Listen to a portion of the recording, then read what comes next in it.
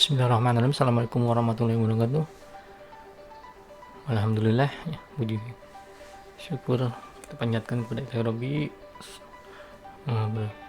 Pada kesempatan kali ini saya bisa menjelaskan lagi materi di mata kuliah manajemen proyek sistem informasi. Pada pertemuan ini di chapter ke-7 ya, saya akan sedikit menambahkan materi tentang PERT diagram, jadi diagram program evaluation and review teknik. Kenapa sih kita harus menggunakan diagram PERT nih? Kan di minggu kemarin di materi yang udah dibahas sama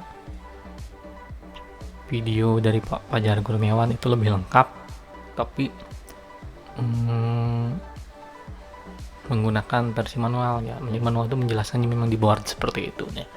Ini jadi saya menambahkan sedikit lagi, sebenarnya sama aja di pertemuan sekarang ini di PERT diagram ini. Jadi kenapa sih kita harus pakai PERT, kan fungsinya dan metodenya apa? Jadi si fungsinya ini dia untuk menentukan waktu yang diperlukan untuk menyelesaikan suatu proyek nih kan, jalur kritis istilahnya itu. Terus dua, dengan menggambarkan arrow diagram atau network diagram, metode diagramnya. Arrow diagram atau network diagram bentuknya seperti ini. Jadi simbolnya ada yang bulat, itu menunjukkan event atau kejadian. Tanda panah ini menggambarkan adanya aktivitas. Terus tile event yang mengawali aktivitas. Titik ini, terus di ujungnya itu ada head event yang mengakhiri kan. Ini contoh ada satu, ini eventnya A. Ini kan ini aktivitasnya kedua, jadi A itu aktivitasnya, nama aktivitasnya satu, dan dua ini eventnya, satu tail event, dua ini head event ya. Aturan penggambaran, jadi ada aturannya ini, jadi tidak sembarangan harus. Kenapa harus bentuknya bulat? Karena memang aturannya seperti ini kan, tidak bisa dirubah dengan kotak, nggak bisa. Nah, ini aturan ini yang pertama itu tiap aktivitas hanya dapat diwakili oleh satu dan hanya satu panah. Jadi aktivitas ini hanya boleh dilakukan satu panah, jadi tidak bisa double.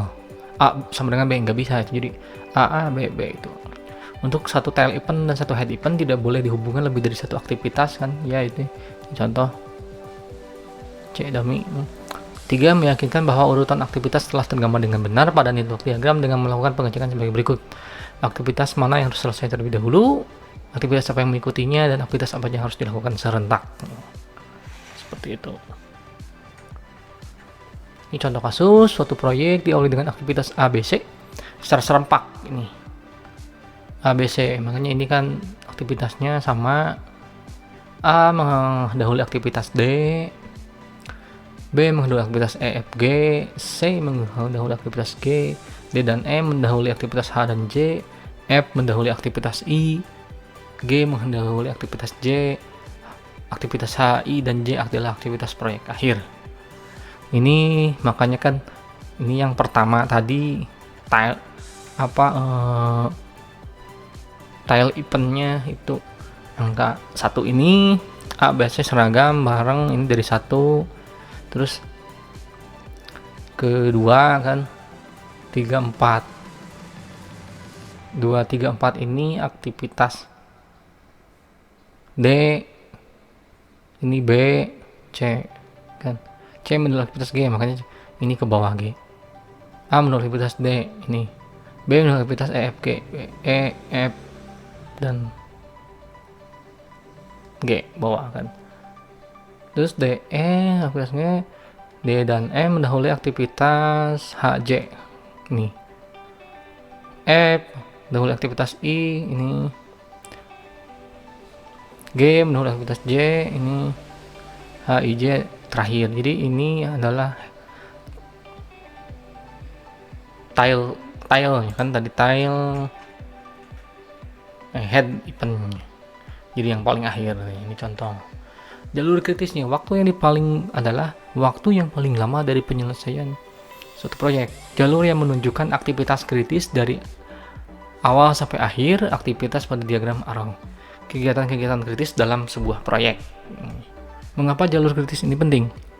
Jadi ketika waktu penyelesaian tidak dapat dikurangi kecuali bila satu atau lebih aktivitas jalur kritis dapat dipercepat. Kedua, Bila penyelesaian proyek dipercepat, maka yang dipercepat adalah aktivitas pada jalur kritis. Penundaan pada jalur non-kritis tidak menunda penyelesaian proyek. Sejauh penundaan tidak melebihi slack plot masing-masing aktivitas non-kritis, slack plot adalah waktu yang dapat ditunda pada aktivitas non-kritis.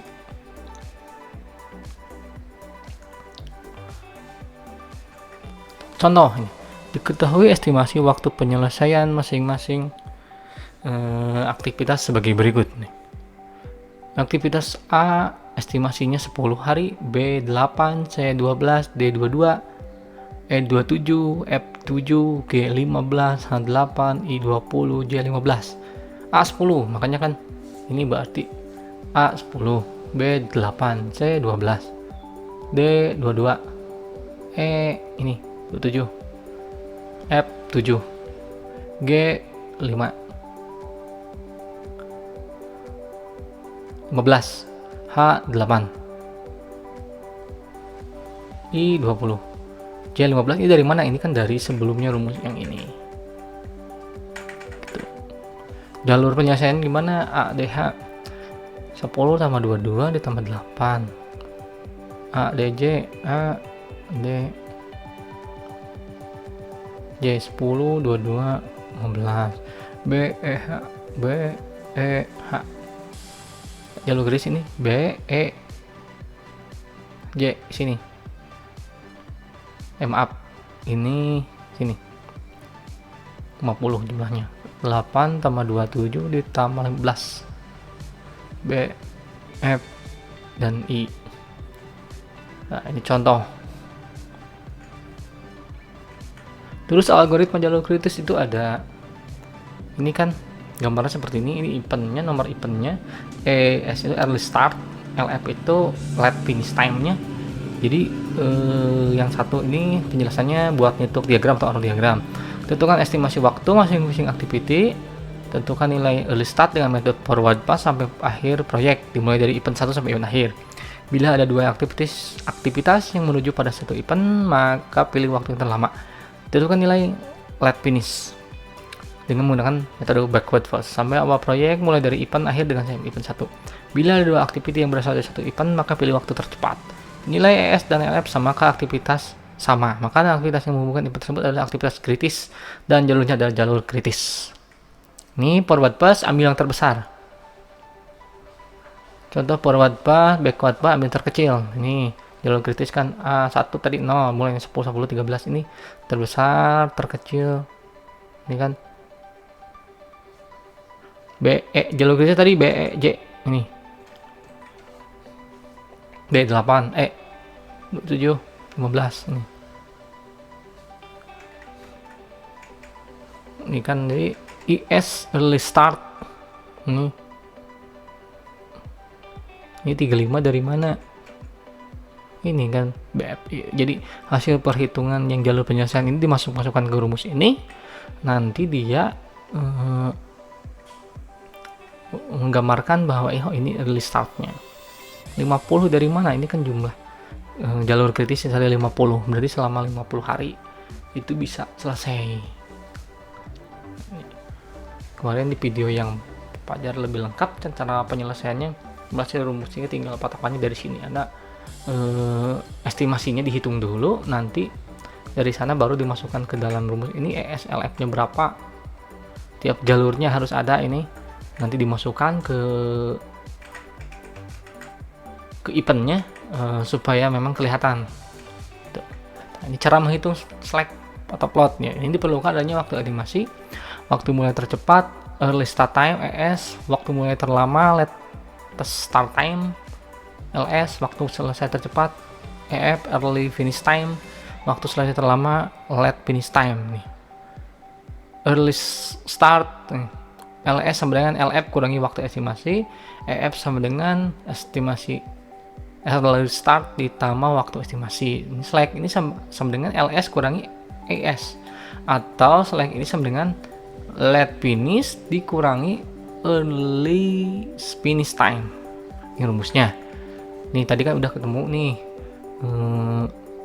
estimasi ini contoh IS-nya dari 000 ini kan dimasukkan tadi dari rumus ini kan. Nah ini dimasukkan, makanya let S-nya tinggal rumusnya LF kurangi waktu estimasi, ini kurangi ini, masuk ke sini kan semua.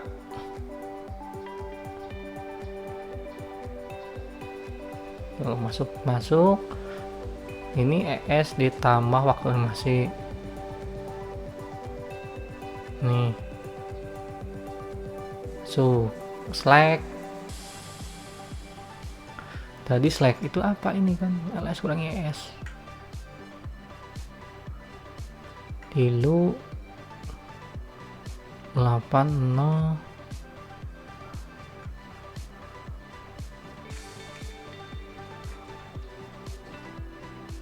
Oh ini kurang ini 13 kurang 3 8 5 28 12 35 12 32 ini 3 ini 0 15 kan sampai ini 0 kan, ini jalur kritisnya ketemu tadi B, E, dan J ini. Jadi rumus sih sebenarnya, jadi Anda awalnya ini dulu kan activity-nya, nanti tentukan jalur kritisnya. Oh ini ketemu, nanti Anda masukkan ke early start dan late finish, dimasukkan nanti semua ini event-eventnya diisi, termasuk tiap jalurnya diisi. Anda baru menghitung slack-nya. Nah ini ketidakpastian waktu estimasi. Bila lama aktivitas tidak diketahui dengan pasti, maka digunakan pendekatan sebagai berikut. Ini waktu optimistis, most optimistic time. Waktu pesimis, most pessimistic time. C, waktu tengah, most likely time. Expected time, waktu yang diharapkan untuk masing-masing aktiviti adalah T. Ini AI ditambah 4, MI ditambah BI dibagi 6. Ini ketidakpastian. Karena menggunakan waktu pesimis dan optimis, maka masing-masing aktivitas mempunyai penyimpanan standar. Nih, not I, ini aktivitas kritis sama dengan BI kurangi AI dibagi. Nah, besar penyimpanan standar juga adalah jalur kritis sama dengan akar dari ini sigma N, ini berapa ini aktivitas kritis dipangkatkan 2. I pangkatkan 2. Jadi rumus semuanya. Bila waktu diharapkan adalah X hari dan ini N adalah waktu jalur kritis, maka kemungkinan mesin adalah Z. H sama dengan X kurangnya jalur kritis. Cek pada kurva ini untuk mencari probabilitas besarnya proyek. Kemudian nilai Z dari tabel dikalikan dengan 100. Nah ini contoh tabel kurva normal. Jadi di tabel ini normal distribusi function, jadi 1/2 pi berapa ini dihitung nanti, sehingga ini pakai SPSS biasanya nanti. Jadi ya perhitungan ini muncul biasanya nanti 0,9 berarti kemungkinan 99% ini berhasil misalkan selama waktu ini. Itu bisa diprediksi menggunakan waktu ketidakpastian ini. Contoh kasus ini suatu proyek diawali dengan aktivitas AB dilakukan secara sentak. Oke, ini AB dengan aktivitas A mendahului aktivitas C dan A, C dan D. B mendahului aktivitas E ke bawah, aktivitas D dan E mendahului aktivitas F, F di ujung, C dan F adalah sampai akhir, C ini F. Oke, ini ketemu. Nah, ini maka ditulis A B C D F. Ini 12.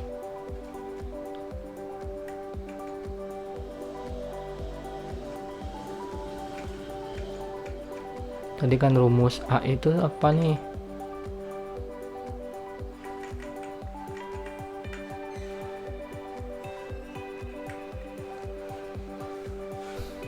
Estimasi waktu ini contoh misalkan.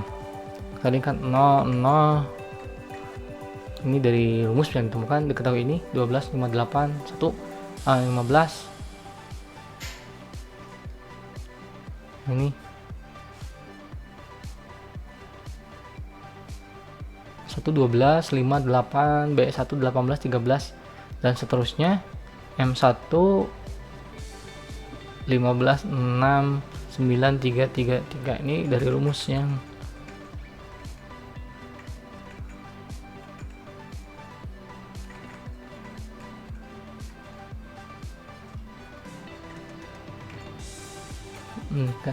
Ini dari rumus TI yang ini bagi 6 sama dengan 15, terus kan 12 tambah 4 kalau 15 ditambah 18 dan seterusnya, sehingga ini jalur krisisnya A, C. Jadi sebenarnya ini kan rumus yang ada dua cara, mungkin ini yang cara sebelumnya dengan pakai yang tadi atau dengan yang menggunakan akar ini. Silahkan cari cara pakai yang termudah. Kalau saya lebih mending pakai yang ini aja lah.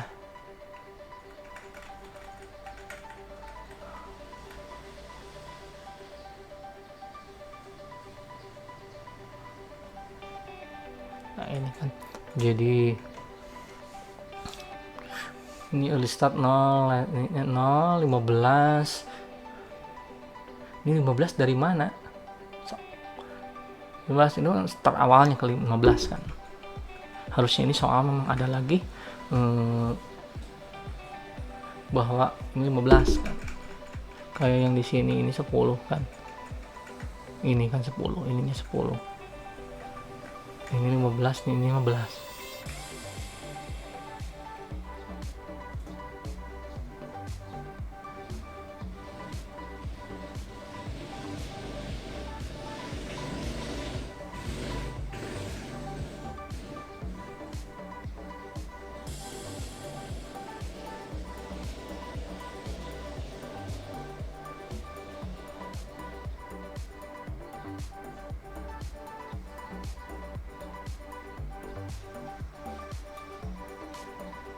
Ya seperti ini, tinggal dipelajari lagi di video yang kemarin lebih lengkap. Sebenarnya caranya ada ini, silahkan cari yang termudah aja. Nah ini kan nanti dari hitungan rumus yang tadi dimasukkan ini penyimpanan standar jalur kritis ada A dan C, sehingga nanti menghasilkan dari akar ini menghasilkan 1 kali 6 7A. Nah ini maka waktu penyusunan proyek adalah JH sama dengan 30 kali 25, 30 hari kan tadi. 25 dari mana? 25 dari ini hasil akhirnya kan, titik ininya 25 jalur nilai akhirnya, maka 30 kurangi 25 dibagi 1,67 sama dengan 2,999. Cek pada kurva normal maka didapatkan nilai Z sama dengan 0,9865. Nah ini adalah 90 kali 100% sama dengan 99,86, jadi hampir 100% ini berhasil. Nah ini ada latihan contohnya juga nih. Suatu proyek diawali dengan aktivitas A dan B yang dilakukan serentak. Ini B, A mendahului aktivitas C dan H, B mendahului aktivitas D, E dan F, C mendahului aktivitas F, D mendahului aktivitas G, M mendahului aktivitas A, F dan G mendahului aktivitas I, H dan I adalah aktivitas proyek akhir. Gambarkan hitung diagram dan tentukan jalur kritis. Diharapkan proyek selesai selama 35 hari. Berapa persentase keberhasilannya? Ini kan diketahuinya udah ada A, B, C. A satunya 587, B AI, maaf, AI nya sekian. Nanti tadi jawabannya kan ini 68 ada kan, C9 6, B8, C9 ada nih, D5, E7,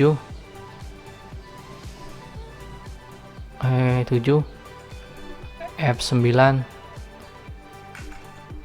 G10, H15, I4.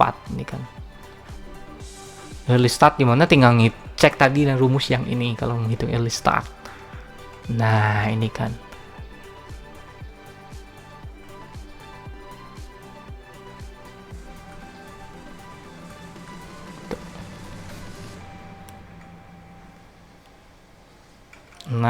kok 6 Pak ya, 6 itu kan 6, ini 8 ininya LED early start sama LED finishnya. Tinggal dihitung rumusnya menggunakan rumus yang ini.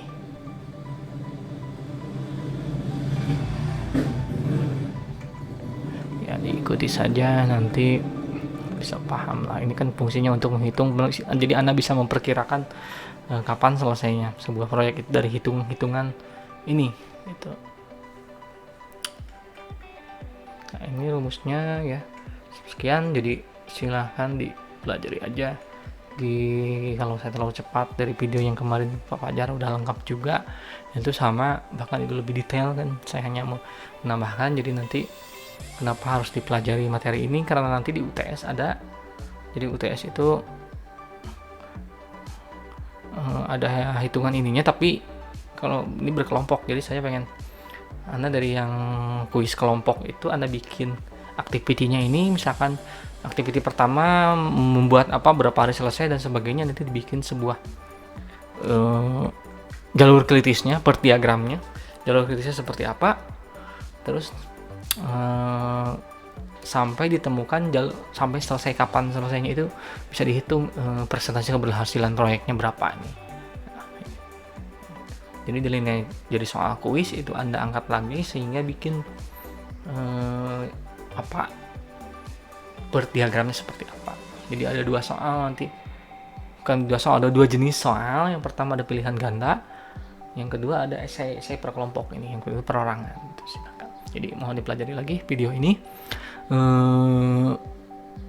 lihat lagi langkah yang dipajar juga dari saya juga sedikit, semoga bisa menambah juga, karena memang ini harus dipahami terkait cara menganalisa nanti proyek itu selesainya bisa kapan dengan hitungan ini nih. Anda bisa paham nanti. Ya, mungkin sekian dari video penjelasan dari saya. Mohon maaf apabila penjelasan terlalu cepat atau memang agak susah menjelaskannya kepada rekan-rekan ini, karena memang agak keterbatasan metode juga, perlu sebuah papan dan sebagainya untuk menjelaskan hal seperti ini. Jadi kalau mau cari materi silahkan cari yang dari Pak Fajar kemarin di slide di video pertemuan 5 itu 6 atau 6 ya, udah ada. Silahkan, saya hanya menambah saja di sini. Mohon maaf sekali lagi, jangan lupa like, subscribe video channel ini. Semoga bisa bermanfaat. Sampai jumpa lagi di video selanjutnya. Assalamualaikum warahmatullahi wabarakatuh.